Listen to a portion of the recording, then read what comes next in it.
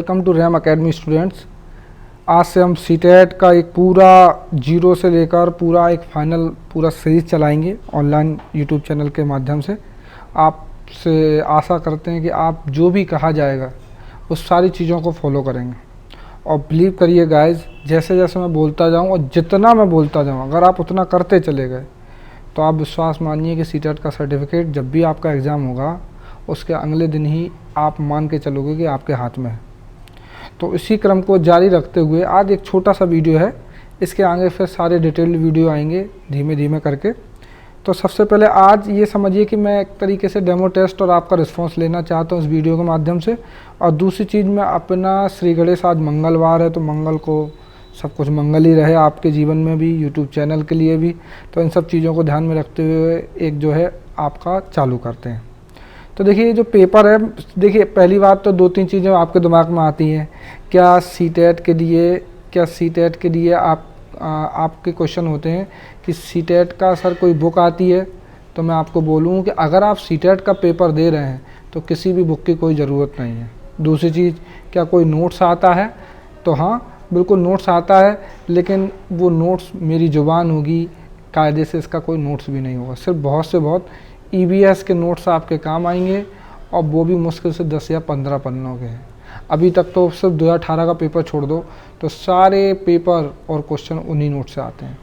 तो पहली बात तो आप दिमाग में रखिए कि सीटेट में कोई बुक नहीं बनी, कोई नोट्स नहीं ज़रूरत है। अगर ज़रूरत है तो सिर्फ और सिर्फ समझ की, क्योंकि सीटेट आपको मालूम है कि पेपर का फुल फॉर्म क्या होता है। सीटेट का टीचर एलिजिबिलिटी टेस्ट, क्या फुल फॉर्म होता है? Teacher eligibility test. तो भाई वो आपकी टीचर मान के चलता है कि आपके पास क्या है, नॉलेज तो है, लेकिन नॉलेज किस तरीके की हो जो आपकी समझ के रूप में काम करे। देखिए एक टीचर एक निर्माण करता होता है समाज का, तो उससे उम्मीद की जाती है कि उसे नॉलेज, पहले माना जाता है कि टीचर अगर नॉलेजेबल होगा तो बहुत अच्छी चीज़ है, अगर वो बहुत ज़्यादा मेमोरी अच्छी है तो बहुत अच्छी चीज़ है।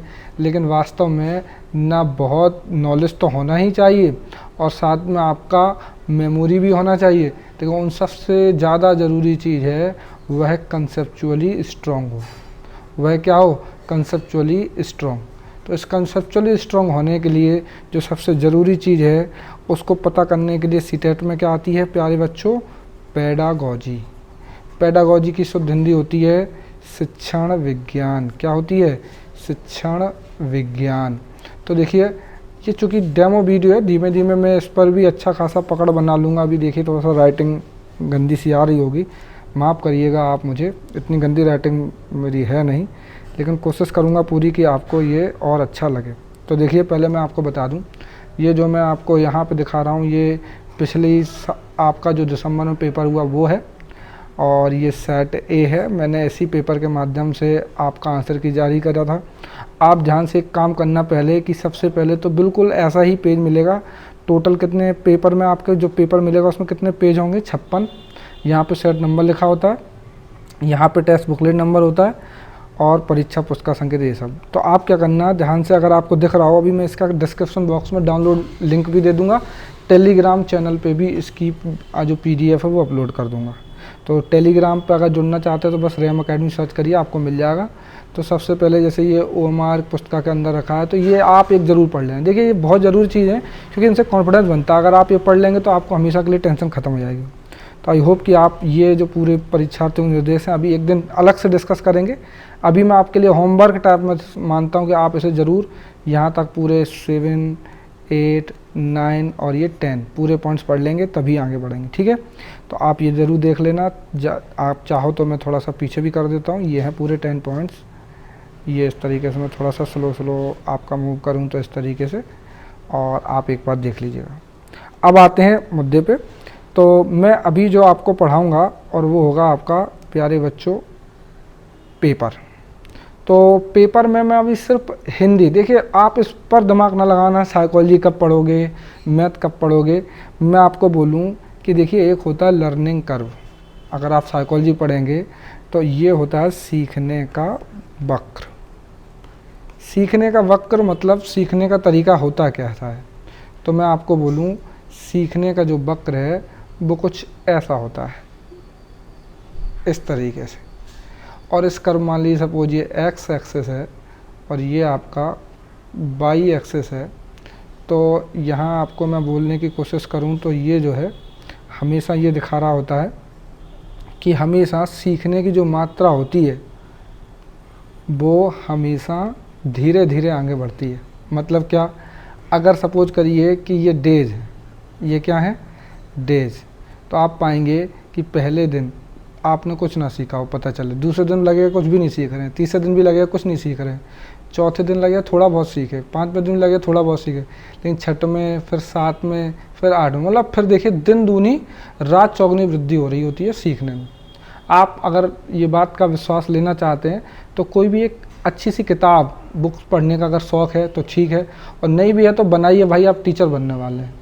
तो किताब कोई भी एक ले लीजिए, लेकिन कैसी बुक, जो इंस्पिरेशनल बुक होती हैं। सपोज करिए आपने एक शिव खेड़ा की बुक ले ली, यू कैन विन, मैं जस्ट एग्जांपल के फॉर्म में ले रहा हूँ, आपको समझ में भी आएगी।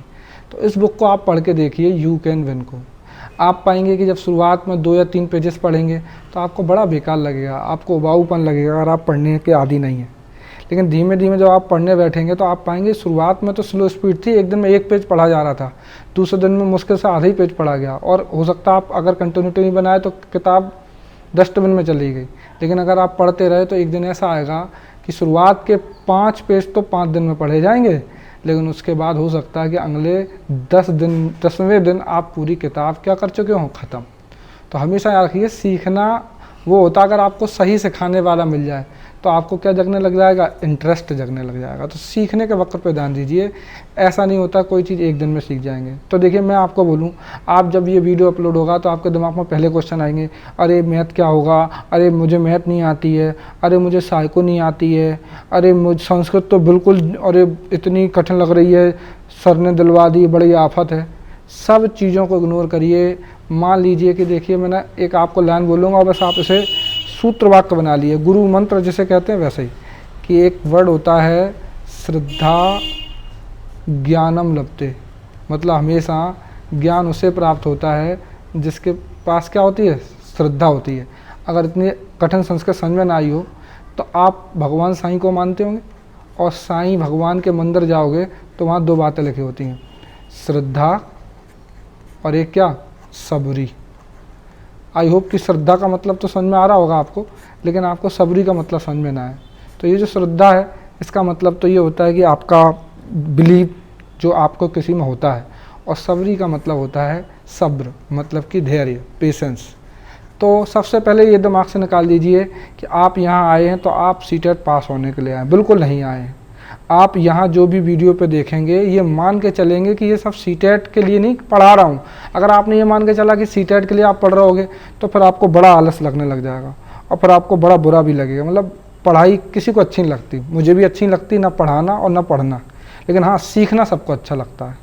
तो हम कोशिश करेंगे, धीमे धीमे आपको समझाऊंगा कि पढ़ने और सीखने में क्या अंतर है। तो पढ़ने और सीखने में सीखने पर जोर देंगे, ना कि पढ़ने पर। और इसके लिए देखिए मैंने अभी बताया कि श्रद्धा ज्ञानम लभते, मतलब ज्ञान उसी को प्राप्त होता है जिसके पास क्या होती है, श्रद्धा। इस वीडियो को देखने के बाद जैसा मैं कहूँ, जिस तरीके से कहूँ, आपको एक एक पॉइंट को वैसे ही मानना है, अपना दिमाग चलाएंगे। देखिए मैं बिल्कुल कह रहा हूँ कि मेरे से भी अच्छे टीचर हो सकते हैं, यूट्यूब पे आपको पढ़ाते हुए मिल जाएंगे, लेकिन मैं ये भी मानता हूँ कि उन सब अच्छे टीचरों में से एक अच्छा टीचर मैं भी होऊंगा। मैंने भी न जाने कितने रिकॉर्ड्स बनाए हैं, न जाने कितने सिलेक्शन दिए हैं, और वो अनएक्सपेक्टेड हिस्ट्रिकल सिलेक्शंस हैं। चाहे आप सुपर टेट अभी बात कर लें, जो टॉपर है वो अपनी एकेडमी का है, इटावा शहर का है, इस हिसाब से देखें इवन टॉप 50 में भी नाम आ सकता है। तो इन सब चीज़ों को ध्यान में रखते हुए पहला बात आप दिमाग में रखिए कि आप जिससे भी पढ़ रहे हैं वो आपका क्या करेगा, भला ही करेगा, आप जो भी करेंगे। चलिए अब स्टार्ट करते हैं सारी बातें और देखते हैं कि आपको करना क्या है। देखिए ये तो बातें हो गई बहुत सारी, एक्चुअली ये आप सोच रहे होंगे कि इतनी सारी गप्पे मैं क्यों मार रहा हूँ, तो ये सब एक्चुअली आपको पेशेंस बनाने के लिए होती हैं, ताकि आपको चीज़ें समझ में आए। ठीक है गाइज, तो चलते हैं आगे। अब आगे बात समझते हैं। तो ये सामने आपके पेपर है, आज मैं कुछ नहीं समझा रहा हूँ, आपको होमवर्क के फॉर्म में दे रहा हूँ, आप एक एक करके सारी बातें समझेंगे। जैसे देखिए हमेशा रखना, अगर आपने हिंदी लैंग्वेज ली है तो हिंदी 2 तरीके से ली जाती है, या तो फर्स्ट लैंग्वेज के रूप में या फिर सेकेंड लैंग्वेज के रूप में। यहाँ पे ये वाली जो हिंदी है ये हमेशा वो लोग करेंगे, मतलब वो लोग, अभी और अच्छे समझ में आएगा सब कुछ, जो फर्स्ट लैंग्वेज के रूप में हिंदी लेंगे। क्लियर है गाइज। तो ये फर्स्ट लैंग्वेज हिंदी का पेपर है आपका, हमेशा रखना। फिर फर्स्ट लैंग्वेज क्वेश्चन नंबर 90 के आगे, मतलब 91 से 120 तक होती है। कहाँ से कहाँ तक होती है? क्वेश्चन नंबर 91 से 120। तो आप अगर नीचे देखेंगे तो ये देखिए क्वेश्चन नंबर 91 यहाँ पे है। और हमेशा याद रखना, जो भी आपकी फर्स्ट लैंग्वेज होगी, सपोज अगर आपकी हिंदी है तो इसमें एक गद्य होगा और एक क्या होगा प्यारे बच्चों? पद्य होगा। ठीक है, पद्य का मतलब होता है कविता और गद्य का मतलब क्या होता है? पैसेज। क्लियर है गाइस? तो अब आगे चलते हैं, इसे देखते हैं सारी चीज़ें। तो यहाँ पे आपको एक पैसेज दिख रहा होगा, दिख रहा है आपको फर्स्ट लैंग्वेज का पैसेज। तो आपको क्या करना है कि इस पैसेज को अभी अपनी स्पीड से पढ़ना है। कल जब आगे जब आप इस पैसेज को पढ़ लोगे, इसके क्वेश्चन लगा लोगे, तो किस स्पीड से पढ़ना चाहिए, क्या होना चाहिए, अगर मैं पहले से बता दूंगा तो आपकी जो गलतियाँ होंगी आप सीखोगे नहीं। देखिए हमारा तरीका रहेगा कि सबसे पहले मैं आपको गलती करने के मौके दूंगा, और हो सकता है कि आप कोई गलती करें ना, आप बहुत विद्वान व्यक्ति हो तो और अच्छी बात है, आपका कॉन्फिडेंस बढ़ेगा। तो आज का काम आपका ये होगा कि ये जो पेपर है आप इसका ये क्वेश्चन नंबर 91 से लेके 99 तक ये आपका पैसेज है। आधुनिक शिक्षा का नतीजा हमने देख लिया, हमने उस शिक्षा का नतीजा भी देख लिया जिसमें विकसित विज्ञान का सबसे महत्वपूर्ण स्थान है। इस बावजूद तृप्ति नहीं होती, इसका कारण यही है कि शिक्षा के स्वाभाविक आवश्यक अंगों। तो इस तरीके से जैसे आपकी स्पीड हो, मैं अभी ये नहीं कह रहा हूँ कि आप मेरी स्पीड से पढ़ें, आपकी जो भी स्पीड हो आप उस स्पीड से इसे पढ़ेंगे। ठीक है गाइस, हमारा अनुभव हमें बताता है कि हर व्यक्ति 11 साल की उम्र के बाद किशोर अवस्था इस तरीके से पूरा आप पढ़ेंगे। ये देखिए पूरा पैसेज है, यहाँ तक आप इसे पढ़ लेंगे। इस पैसेज के आधार पर जब आप इस पैसेज को पढ़ लेंगे, देखिए ध्यान रखना जो भी हिंदी आएगी उसमें पैसेज ही आते हैं। पैसेज एक और एक गद्य, मतलब पैसेज का हिंदी अर्थ क्या होता है? गद्य और एक पद्य। तो क्वेश्चन नंबर 91 इसी पैसेज को लेकर है, आप करेंगे जो भी आपका आंसर वो लगाएंगे, है ना। तो आप ऐसा करेंगे, 92 का लगाएंगे, फिर आगे 93 का लगाएंगे गाइज, फिर इसके बाद 94, फिर इसके बाद 95, फिर इसके बाद 96 और आपका 97, 98 और 99। ये देखिए 97, 98, 99 फिर दिखा देता हूँ। ये 97, 98 और 99, मतलब कितने क्वेश्चन हो गए। मतलब अगर मैं साइड में लिखना चाहूँ तो हमने देखा कि जो गद्य है वो क्वेश्चन नंबर 91 से चालू हुआ और 99 तक चला। तो 91 से अगर चालू हुआ 99 तक चला तो टोटल कितने क्वेश्चन हो गए प्यारे बच्चों? 9 क्वेश्चन हो गए गद्य के। देखिए यही बात है, आपको ज़रूरी है जानना। अब आते हैं बात किस पर, कि ये जो पद्य है वो किस तरीके से काम करेगा। तो पद्य देखिए क्वेश्चन नंबर 100 से चलता है। क्वेश्चन नंबर कहाँ से चल रहा है? 100। तो अगर मैं हम ऊपर ही बात करें तो गद्य के बाद जो पद्य है वो आपका क्वेश्चन नंबर किससे है? अच्छा माफ़ कीजिएगा, आजकल ये जो द्या है ये ख़त्म हो गया, तो पद्य को मैं ऐसे भी लिखूँगा तो चलेगा ना। थोड़ा सा आगे जब वर्णमाला पढ़ेंगे तो और अच्छे समझ में आए। तो यहाँ क्वेश्चन नंबर 100 से क्वेश्चन नंबर 105 तक आपका ये है पद्य गाइज। ठीक है, इसका मतलब कितने क्वेश्चन हो गए? 6। तो देखिए मैं सिर्फ आज के वीडियो में ये आपसे 15 क्वेश्चन कहने के लिए कह रहा हूँ। सिर्फ आप कितने क्वेश्चन करेंगे यहाँ पे? 15 क्वेश्चन। 9 ऊपर 99 तक पहले और इसके बाद यहाँ पे ये 15 हो जाएंगे आपके। ठीक है, ये देखिए साकार दिव्य गौरव विराट पौरूष के पुंजीभूत ज्वाल, मेरी जननी के हिमकरीट, मेरे भारत के दिव्य भाल, मेरे नगपत मेरे विशाल युग अजय निर्बंध मुक्त, युग युग गर्वोन्नत नित महान, निस्सीम व्योम में तान रहे युग में किस महिमा का वितान, कैसे ही खंड यह चिर समाज, ये तिवर कैसा यह अमर ध्यान, तू महाशून्य में खोज रहा किस जटिल समस्या का निदान। तो ये आप पूरा पढ़ लेंगे और इसके बाद आपको क्वेश्चन करने 101, 102, 103, 104 और इसी के आगे सारे 105 तक। तो ये यहाँ तक मैंने आपको बोला, और यहाँ तक का मतलब गद्य प्लस पद्य। गद्य प्लस पद्य, गद्य के कितने क्वेश्चन है प्यारे बच्चों? 9। और ये दिमाग में रख लेना, आपको बिल्कुल रटना नहीं है, इसे ही दिमाग में बिठाना है। कुछ भी पढ़ाई में काम नहीं आएगा, ध्यान रखना। कोई ग्रामर नहीं आती सीटेट में, ना कोई हिंदी का विषय आता है, ये पूरी एक अलग ही कहानी आती है सीटेट में और बहुत आसान है। इसके लिए आप मार्केट में बुकें देखोगे तो आपकी गलतफहमी है, पेडागोजी के नोट्स पढ़ोगे वो भी गलतफहमी में। अभी आप देखना, आपको पता नहीं चलेगा। बड़े बड़े सरल एग्जाम्पल से, डेली लाइफ के एग्जाम्पल से आपको सारी चीज़ समझा दूंगा और आपको पता भी नहीं चलेगा कि कब आप सीटेट के महारथी हो जाएंगे। और कोई 100-90 नंबर नहीं लाता है यहाँ पढ़ने के बाद। अगर इस YouTube चैनल पे हो, मैं आपको याद दिलाता हूँ, विश्वास दिलाता हूँ कि हर बच्चे के कम से कम कितने नंबर होना चाहिए? 120 प्लस हर बच्चे के। मतलब कि समझ लीजिए कि जो यहाँ बच्चे होंगे फिर उनके 130 135 नंबर सीटेट में आ रहे होंगे, ठीक है। और ये कोई मजाक नहीं चल रहा होगा, ना कोई मैं पेपर आउट करवा दूंगा, सब कुछ आपके सामने होगा। अब आगे थोड़ा सा और इसके नीचे देखेंगे तो जो पेज नंबर 42 है, यहाँ से क्वेश्चन नंबर जो 106 है, तो अगले 30 क्वेश्चन होते हैं एक विषय के, तो हिंदी के टोटल कितने क्वेश्चन होंगे 30, तो 106 107 ऐसे करके नीचे तक आते जाएंगे तो आप पाएंगे कि 111 12 ये सब पेडागोजी के क्वेश्चन है। ये प्यारे बच्चों किसके क्वेश्चन है, पेडागोजी के। ये 108 क्वेश्चन है, ये 112 क्वेश्चन है, तो ये सारे जो क्वेश्चन हैं वो आपके किसके हैं, पेडागोजी के क्वेश्चन हैं।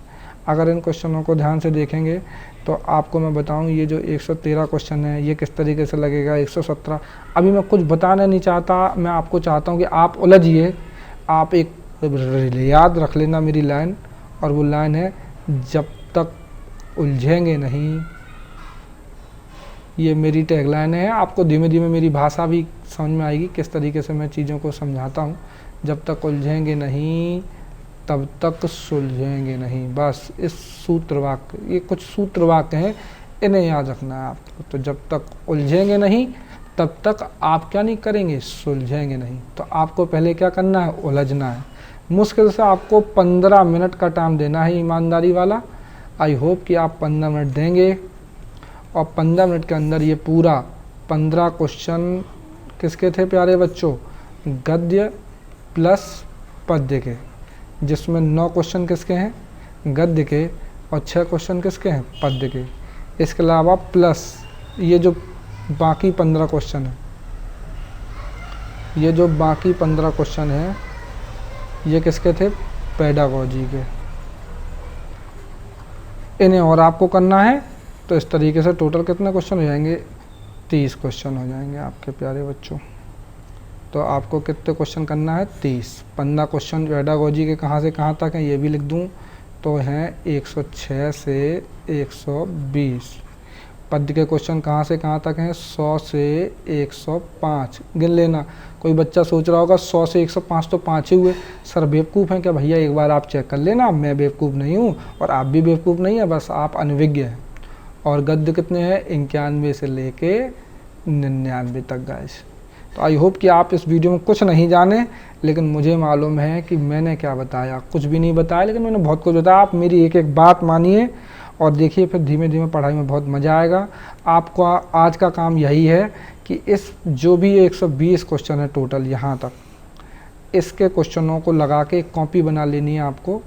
देखिए, नोट्स बनाने को नहीं कह रहा हूँ, एक तरीके से कॉपी मतलब कि डायरी बनानी है आपको। उस डायरी में जैसे जैसे मैं चलूँ वैसे आपको करना है। तो एक डायरी में आपको क्वेश्चन नंबर 91 से लेकर 91 92 93 94 और आगे 120 ऐसे सीरीज बना लेनी है। यहाँ पे ये कॉलम बन जाएगा, यहाँ पे ऊपर लिख देना माई आंसर, ठीक है। आप अभी आपने आंसर लगाएंगे, जैसे सपोज 91 का आपका सेकंड है, 92 का थर्ड है, या 93 का सी है, थर्ड करके ABCD नहीं आता, थर्ड 4 करके आता है, 93 का 4 है, ऐसे बना लेंगे। और यहाँ पे लिखेंगे फिर रेम सर आंसर, ठीक है। इसमें एक और होगा कि कुछ जगह विवाद होगा, क्या होगा, विवाद। तो वो सारी चीज़ें भी देखेंगे, डिस्कस करेंगे। तो जहाँ जहाँ विवाद होगा उन क्वेश्चनों को आप ऐसे सर्कल करके, आगे की बातें हैं ये सब मैं एक करके बताऊंगा। तो जैसे सपोज ऐसे करके यूँ स्टार लगाना है। तो एक डायरी लेनी है आपको, इसमें ऐसे 3 कॉलम बनाने हैं। ये आपका क्वेश्चन हो जाएगा यहाँ पे, ये आपका माई आंसर, मतलब कल तक आप कर लें, मैं आज वीडियो अपलोड करूँगा तो ये हो जाना चाहिए। इसके बाद रेम सर के आंसर यहाँ कल जब डिस्कस होंगे उसके बाद आप अपनी डायरी में लिख लेना, क्या विवाद रहा, क्या कैसे समझ में आएगा, वो सारी चीज़ें देखेंगे। और हल्की सी जहाँ जगह अगले पन्ने पे छोड़नी है वो आगे बताऊंगा, ठीक है। तो आप इस तरीके से पूरे 91 से लेकर 120 क्वेश्चन तक करेंगे। धन्यवाद गाइस, कल मिलेंगे एक बहुत अच्छे वीडियो में। एक तरीके से मैं सीटेट की सीरीज चालू कर रहा हूँ, और आगे ऐसे ही सुपर टेट की भी सीरीज चालू करूँगा बड़े अच्छे तरीके से, विद क्लास वीडियो और प्लस जो आपकी बुक है उस तरीके से भी।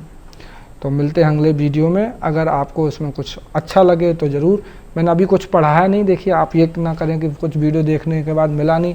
मेरी एक एक बात को बस सुनिए, कुछ नहीं करना है, ना कोई कॉपी लेनी है, ना पेन लेना, कुछ नहीं करना, सिर्फ आपको मेरी बातें सुननी है, और सुनने से ही आपका एग्ज़ाम निकल जाएगा, देखने को तो बहाना है। धन्यवाद गाइस, इसी तरीके से रैम अकेडमी के यूट्यूब चैनल से जुड़े रहिए। देखते हैं कि हम कहाँ तक सफल हो पाएंगे आपकी मंजिल तक। मुझे पूरा विश्वास है कि जो भी आपकी मंजिल है, जिस उद्देश्य के साथ आप रैम एकेडमी से जुड़े हों, वो सारे उद्देश्यों को पूरा करने में हम अपना सहयोग आपको देते रहें, प्रदान करें। यह चैनल आपके लिए एक तरीके से एकलव्य की तरह आपका गुरु बना रहे, जिसे आपने देखा नहीं, जाना नहीं, बस यूट्यूब के माध्यम से आप समझ पा रहे हैं। धन्यवाद दोस्तों।